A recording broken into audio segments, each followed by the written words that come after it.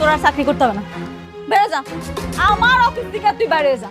যখন দুঃখে পড়ছিলা তখন আমার মেয়ের হাত ধরে তো নদী পার হচ্ছিল। এই রাতুলের কথা ছিল আমার মেয়ের এসে বিয়ে করতে। আব্বা, কারে কেক খাওয়াইতেছ তুমি? তোমার এখান থেকে যেতে হবে। কান্না করা কি আছে? হ্যাঁ, তুই তো জেনে শুনে আগুনে ঝাঁপ দিয়েছিলে, তাই না? আমি একা থাকতে চাই, আমার নিজের সাথে নিজের লড়াইটা এখনো শেষ হয়নি। আপনাদের সন্তানের মৃত্যুর জন্য আপনি আর অনেক দুজনই দায়ী। মানে? আমরাও তো ভুল করছি, তাই না? তোমাকে কেন বলছি এই বস্তিতে আর কখনো আসবে না? কেন আসবো না? একটা কথা বলবো? বলো। তুমি আমাকে ডিভোর্স তুমি আমাকে ডিভোর্স দিয়ে নতুন একটা জীবন সঙ্গী বেছে নাও। আমার আশায় আর কখনোই থেকো না। বাহ, স্বার্থপর তুমি। এত সহজে ডিভোর্সের কথা বলে দিলে? সত্য কথাগুলো সহজ হোক বা কঠিন, বলতে তো হবেই, তাই না? হ্যাঁ, তাই তো। যখন আমাকে প্রয়োজন ছিল তখন তুমি আমার কাছে এসেছিলে, আর এখন আমাকে প্রয়োজন নেই তাই আমাকে দূরে ঠেলে দিচ্ছ, তাই না? এখন তো তোমার আমাকে কোনো প্রয়োজনই নেই। এত স্বার্থপর তুমি, শুধুমাত্র স্বার্থের জন্য তুমি আমার কাছে এসেছিলে। আমি এটা তোমার কাছ থেকে আশা করিনি। হ্যাঁ, সেটাই। আমি সন্তানের শোকে কাতর হয়ে আছি। তুমি সন্তানের যন্ত্রণা বুঝবে না, কারণ তোমার তো কখনো সন্তানই হবে না। সন্তানের মর্মটা তুমি বুঝবে না। আমার সন্তান হবে না এই জন্যই কি তুমি আমাকে ডিভোর্স দিতে চাচ্ছ? আমি কখনো মা হব না, তোমাকে বাবা ডাক শোনানোর মতো ক্ষমতা আমার কাছে নেই। এটাই কি আমার সবচেয়ে বড় অপরাধ? কি বলতে চাও তুমি? কি আর বলবো, মেঘলা সন্তানের জন্ম দিতে পারে বলে বারবার তোমাকে অপমান করার পরও সে তোমার কাছে ভালো, খুব প্রিয়। আর আমি তোমাকে এতটা ভালোবাসি, তবুও সন্তান জন্ম না দেওয়ার কারণে তুমি আমাকে ডিভোর্স দিতে চাচ্ছ? হ্যাঁ, সেটাই। তোমার যেটা ভাবার সেটাই ভাবো। তুমি এখান থেকে প্লিজ চলে যাও, কখনো আর এখানে আসবে না।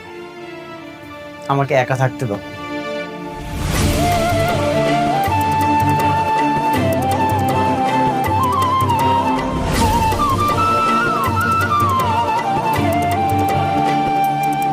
ও যদি আমাকে ডিভোর্স দিয়ে দেয় তাহলে তো আমি বাঁচতে পারবো না।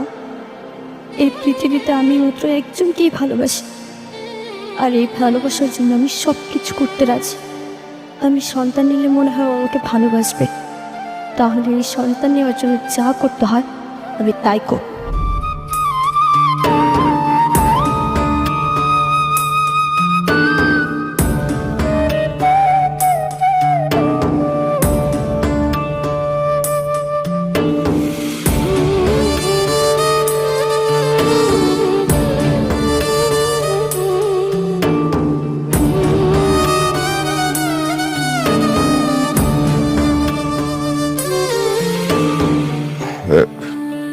মামা এগুলা আব্বা, কিছু কইবা? কেন আইছো তোমরা এত রাইতে? কি রে মা, অফিস থেকে এসে সেই যে এখানে আজ থুম মেরে বয়ে রইছস, কিছুই তো বুঝতেছি না। কিছু হয়েছে? মন খারাপ? না, মন কেন খারাপ থাকবে, সব ঠিকই আছে। ওমা, অনেকের বিষয়ে কিছু ভাবছোস? কি করবি জানি না। ওর কথা ভাবতে গেলে আমার সন্তানের কথা মনে পড়ে। ওই আমার যে কষ্টটা দিছে এটা আমি বলতে পারতাছি না আম্মা। মারে, ও মা, অনেকই তো কষ্ট পাইতাছে। তোর সন্তানটা মরে গেল, তোরা দুই জায়গায় দুইজন বসে বসে কষ্ট নিয়ে কাঁদতাছস। আমি কই কি, একটু বাইরে দেখ, তোরা দুইজন যদি একসাথে থাকোস তাহলে আমার মনে হয় যে আস্তে আস্তে তোকে কষ্টটা কমে যাবে।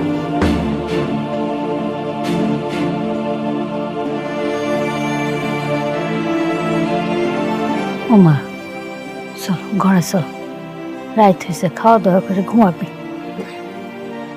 চল। যাও আম্মা, তোমরা যাও, আমি আইতাছি। যাও বা।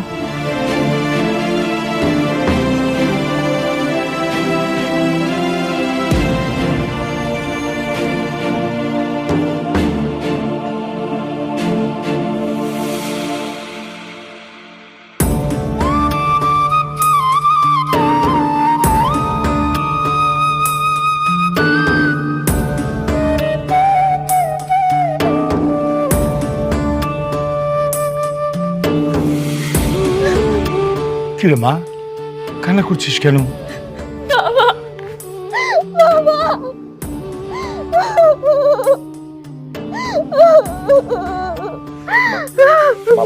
মামা শান্ত শান্ত, একটু শান্ত শান্ত।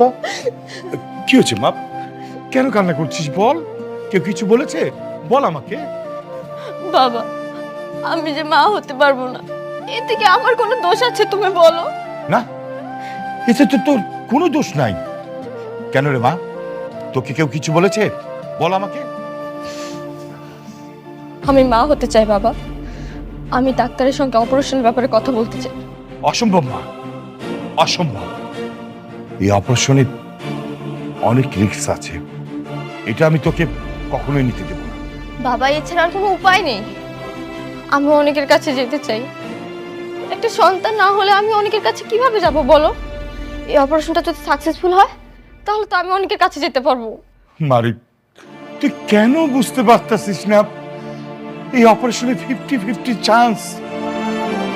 তুই তুই আমার একমাত্র মেয়ে, আমি তোকে ছাড়া বাঁচবো না রে মা। তোর তোর সন্তানের দরকার নাই, বাবা আছে না। তুই সারা জীবন বাবার কাছে থাকবি, সারা জীবন তুই থাকবি মা। তারপরে তুই প্লিজ অপারেশন করার কথা বলিস না, প্লিজ মা। বাবা প্লিজ, আমি অনেককে চাই। আমি অনেককে ছাড়া থাকতে পারবো না বাবা। একটা চান্স নিতে দাও, দেখি কি হয়।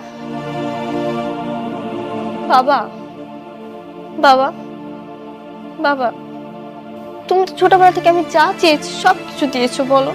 কোনোদিন বারণ করোনি, আমার সব আবদার রেখেছো।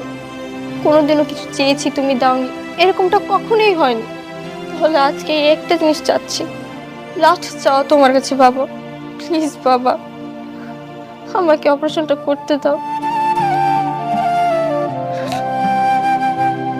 ঠিক আছে,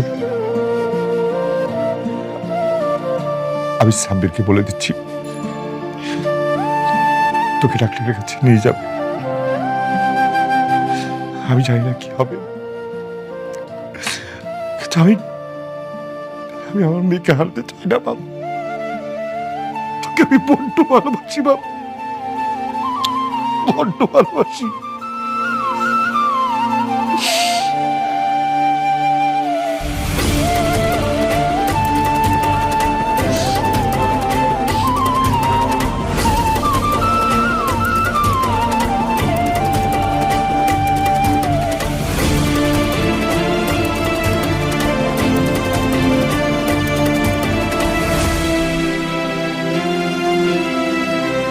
ম্যাপ যেটা আপনি দেখালেন, কিন্তু বিল্ডিং এর সাথে তো ম্যাপের কোনো মিল খুঁজে পাচ্ছি না। আপনারা তো রুলস ছাড়াই এই বিল্ডিংটা তুলছেন। আজ থেকে আপনাদের এই বিল্ডিং এর কাজ বন্ধ। সবকিছু তো ঠিক ছিল, সরকারিভাবে পরীক্ষিত। শালিমার বিল্ডার্স তো কখনো 2 নম্বরে করে বিজনেস করে না স্যার। দেখেন, ছোট কোম্পানি বা বড় কোম্পানি বলে কোনো কথা নেই, আইন সবার জন্য সমান। আপনারা যদি এভাবে বেআইনিভাবে কাজ করেন, আজ থেকে এই প্রজেক্টের কাজ বন্ধ, যতক্ষণ না পর্যন্ত আপনারা নিয়ম মেনটেন না করবেন। আরে স্যার, আপনি ওদের সাথে এত কথা বলতেছেন কেন? শুনেন, এরকম আরো অনেক প্রজেক্ট আছে, সেগুলো তদন্ত করতে হবে। তদন্ত করলে আপনি বুঝতে পারবেন যে এখানে দুর্নীতি আছে কিনা। তাহলে আপনার চোখের সামনে সবকিছু ক্লিয়ার হয়ে যাবে, সব দুর্নীতি দিয়ে ভরা।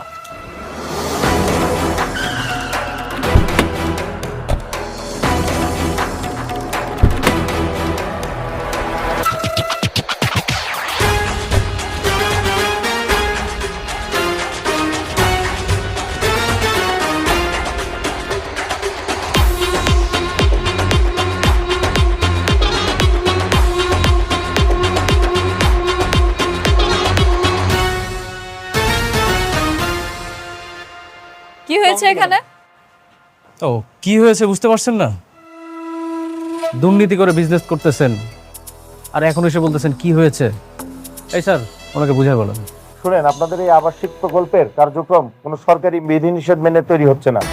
এমন বেআইনিভাবে কোনো সরকারি প্রজেক্টের অনুমোদন আমরা শহরের মধ্যে দিতে পারি না। আপনাদের এই প্রজেক্ট আজকের এই মুহূর্ত থেকে বন্ধ। আপনারা সবকিছু তদন্ত করে দেখছেন?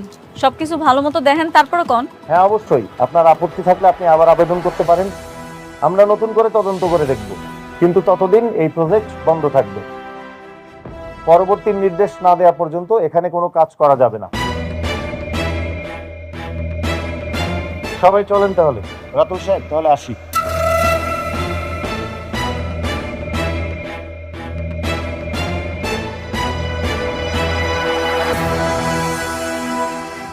খেলা কিন্তু আবার জমে গেছে।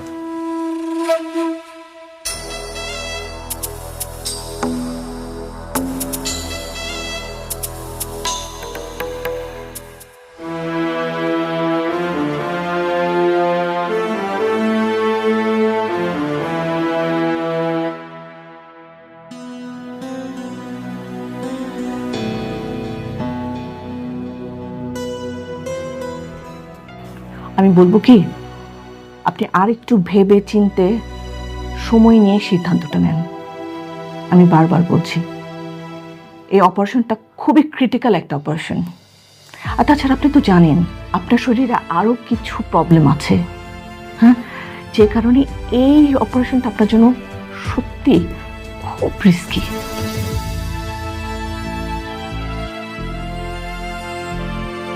আমি সব রকম রিস্ক নিতে চাই, আপনি ব্যবস্থা করুন। Well and good. আমাদের তো টেস্ট সবই হয়ে গেছে, রিপোর্টও সব এসে গেছে। তাহলে আপনারা যদি রাজি থাকেন, আমরা কালকে বিকেলের মধ্যে অপারেশনটা করে ফেলতে পারি। Okay, thank you. Best of luck. Ma'am, yes. আপনার রাউন্ডের সময় হয়ে গেছে। Oh sure, I have to go. আমি আবার আপনাদের অনুরোধ করব, আপনারা আরেকটু সময় নিয়ে ভাবেন, ডিসিশন নেন।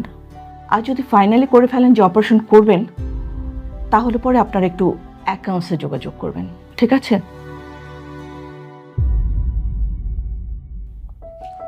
আমাকে উঠতে হবে, চলো আসি।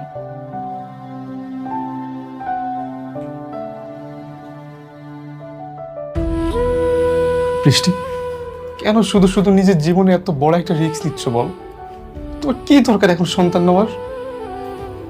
সন্তান না নিলে তো অনেকে আমাকে ডিভোর্স দিতে চাচ্ছে।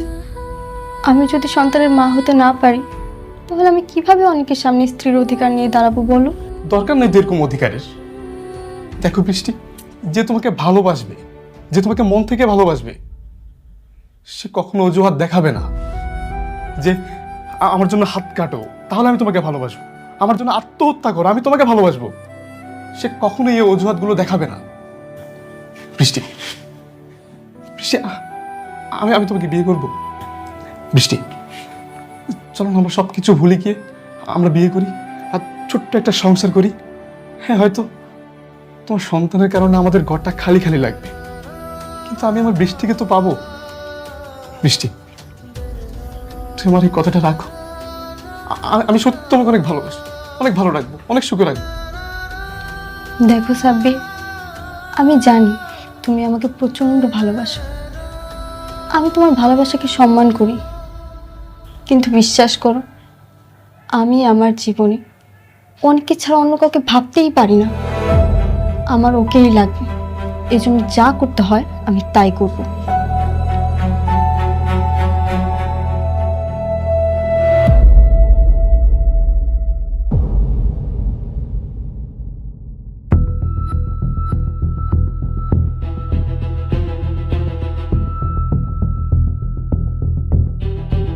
ম্যাডাম, আমাদের প্রজেক্টে তেমন কোনো সমস্যা নেই, তারপরও এমন কাউকে দিয়ে উপস্থাপন করা দরকার যিনি সবকিছু বোঝেন। আপনি ঠিকই বলছেন, অনেক এই জিনিসগুলো খুব ভালো বুঝতো, তাই না?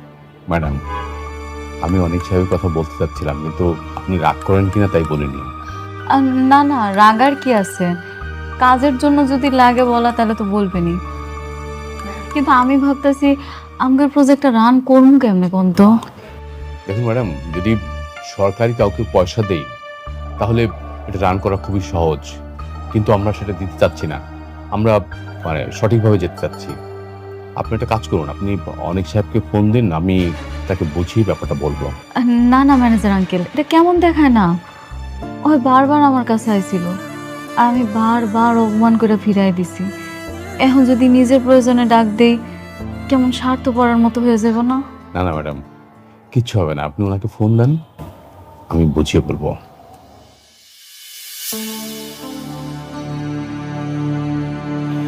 আচ্ছা ঠিক আছে।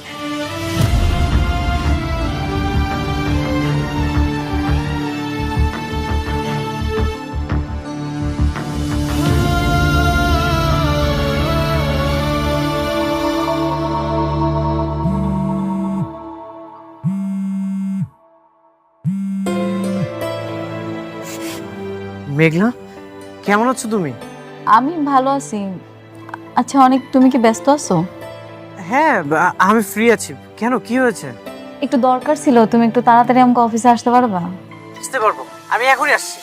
আচ্ছা ঠিক আছে, তাহলে একটা কাজ করি, আমার গাড়িটা পাঠিয়ে দিতেছি, তুমি চলে আসো। না না, তোমার গাড়ি পাঠানো লাগবে না। তোমার গাড়ি আসতে আসতে আমি নিজেই চলে আসবো। আচ্ছা ঠিক আছে, আসতেছে বললো। ওরা আমাকে যে প্রজেক্টটা দিয়ে কেড়ে নিয়েছিল, সেই প্রজেক্টটা আজকে বন্ধ করে দিয়ে আসলো।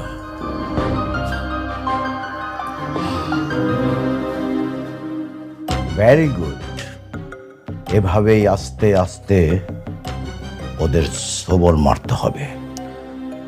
মেঘলা ভেবেছিল মনে হয় আমি ফুরিয়ে গেছি, কিন্তু ও জানে না এই রাতুল রাজ কি জিনিস। অনেকে বড় কোনো শিক্ষাই দিতে পারলাম না। যতদিন তা না পারবো ততদিন আমি শান্তি পাবো না রাতুল। তুমি একটু ধৈর্য ধরো, ও তো এমনিতেই একটা বস্তির ফকির, ওর হিসাবটা না হয় তোলা থাকলো। বাট বি কেয়ারফুল রাতুল, ভেবে চিনতে আগাতে হবে। মনে রাখবে, শালিমা গ্রুপ বেশ শক্তিশালী। একটু 19-20 হলে উল্টো আমাদের গলায় কিন্তু দড়ি পড়বে, কথাটা মনে রেখো। আপনি এই বিষয়ে কোনো টেনশন করবেন না কেন, আমি একদম হিসাব নিকাশ খুব সুন্দর করে কষে তারপর শালিমা গ্রুপকে ধ্বংস করতে নেমেছি।